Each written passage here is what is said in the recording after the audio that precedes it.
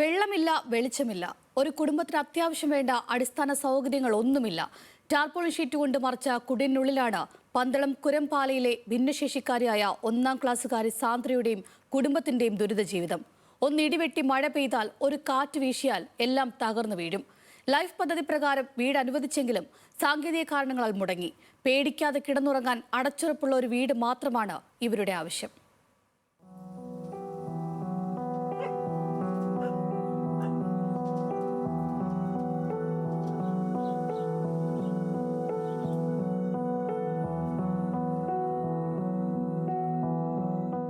കഴിഞ്ഞ ദിവസം 1-ാം ക്ലാസ്സുകാരി സാന്ദ്രയുടെ സ്കൂളിലെ അധ്യാപകർ താൽക്കാലികമായി വലിച്ചു കെട്ടിയതാണ് ഈ ടാർപോളിൻ ഷീറ്റ്.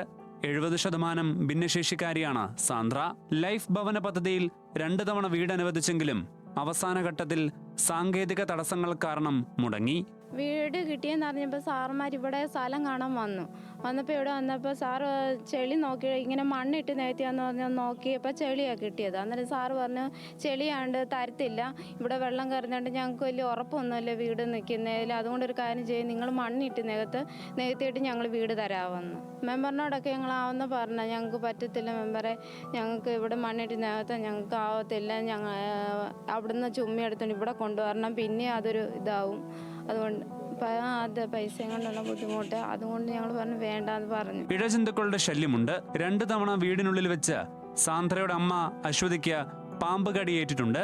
ഭയത്താൽ രാത്രി ഉറങ്ങാതിരിക്കുമെന്ന് അശ്വതി പറയുന്നു. ഇതിനകത്ത് മുഴുവനും പാമ്പും ഒക്കെ വന്ന് രാത്രിയിലൊക്കെ ആണെങ്കിൽ ബെഡിന് കട്ടിലിൻ്റെ അടിയിലൊക്കെ ഒരു 3 മണിയൊക്കെ ആകുമ്പോൾ കട്ടിലിൻ്റെ അടിയിലൊക്കെ വന്ന് കിടക്കാൻ ഞങ്ങൾ രാത്രി ഉറങ്ങാറില്ല.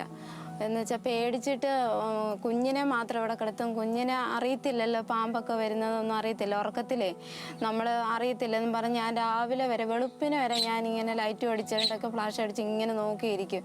എന്നിട്ട് വെളുപ്പാങ്കാലത്തൊക്കെയാണ് ഉറങ്ങുന്നത്. നല്ലൊരു വീട് ഞങ്ങൾക്ക് വേണം. ഇപ്പൊ ഷീറ്റാണ് മൊത്തം ചോരും എടുക്കും. ഇപ്പൊ സാർമാരെ വന്ന് ടാർപ്പൊക്കെ ഇട്ട് തന്നു. കനത്ത മഴയും കാറ്റുമുണ്ടായാൽ വീട് തകർന്നു വീഴും. വൈദ്യുതി സൗകര്യം ഇതുവരെയും ഇവർക്ക് ലഭിച്ചിട്ടില്ല.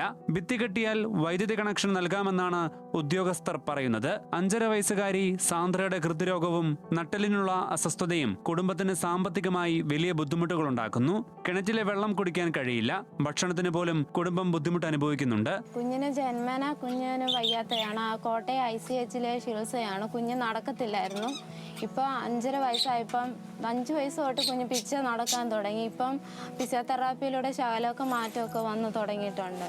പിന്നെ ഇവിടെ ഹാർട്ടിന് ഇതുണ്ട്, ഹോളുണ്ട് വാൾവിന്.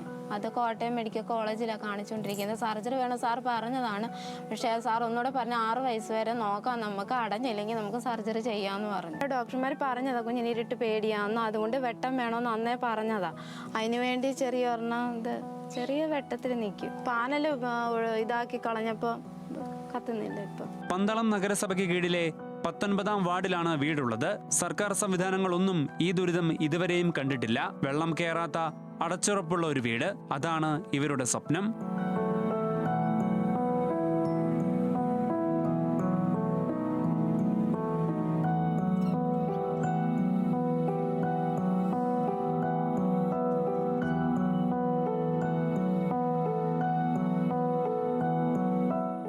ജെറിൻ CR-നൊപ്പം ശ്രീരാജ്, ന്യൂസ് മലയാളം, പത്തനംതിട്ട.